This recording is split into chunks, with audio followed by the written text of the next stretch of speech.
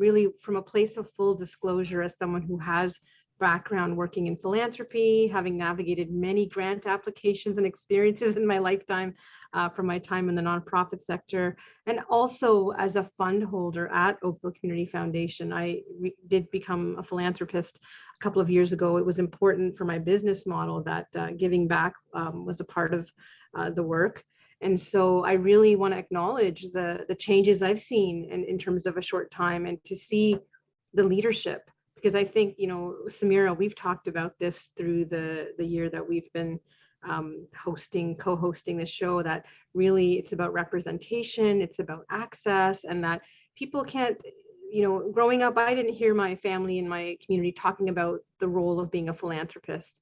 And it may have been unique to my social location, so I don't want to say that these conversations aren't happening, but to see the real shift in the last couple of years, that more people are taking an interest in that, recognizing that, look, this does have to be, you know, equitable and accessible, and it's not enough that the beneficiaries of philanthropy are a certain community, and then the where the power flows from isn't representative. So I really appreciate the shifts.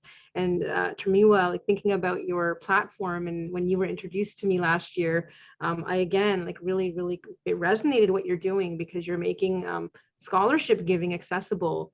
So I wonder, Tomiwa, if you would want to kind of just animate for folks a little bit about what is the opportunity, you know, thinking about the fact that, I mean, that's what drew me to you and your platform. I know you talked about the student lens, but in terms of like the folks who are drawn to your platform, I wonder if there's anything you want to offer around that. Yeah. So I always like to think about this like, kind of like, you know, if you think maybe from an economics perspective, right? Like bang for your buck. So if you were going to give $1 anywhere, right? Like where can you do the most value, the most impact with each margin, like each additional dollar you put into something?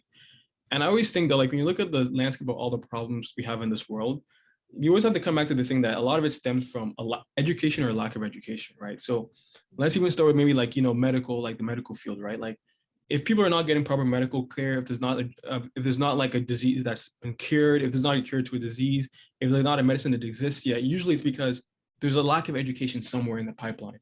And so my thinking was like, well, if we want to solve the problem about like all these problems in the world, we need to start with the very fundamental level of education.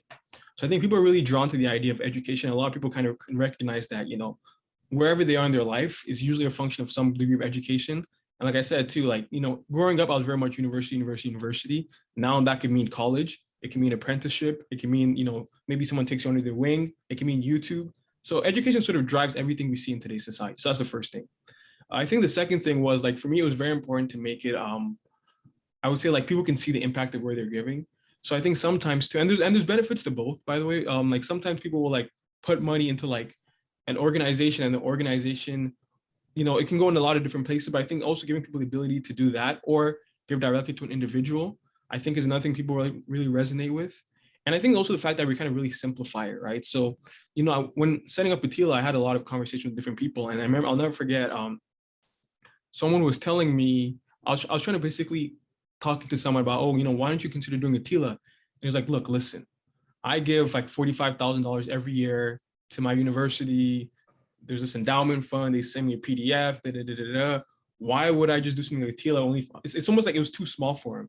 But actually, that is the opportunity, right? Because for someone like him, 45,000 that he does for, but for the average person, maybe they have $500. They have maybe 2 or 3 hours a week they want to spend on this. Not a lot of time, but they still want to have an impact. Low friction, low cost, low time commitment.